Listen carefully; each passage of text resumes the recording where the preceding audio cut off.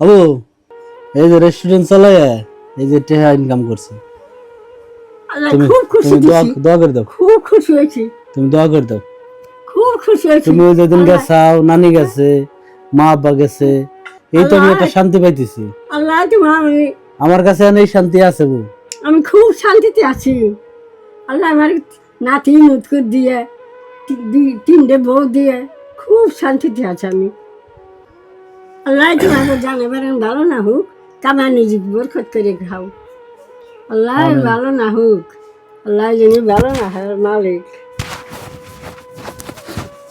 আল্লাহ বর্ষা এটা গুনবে না হ্যাঁ এটা গুনবে না না, এটা আমি গুনো আমি ঈশ্বর জানি না ভাই।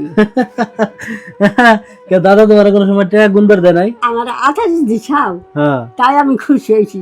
আল্লাহ তোমাকে কামালে দিছি বরকত দিক, জানে ফারান ভালো না হোক।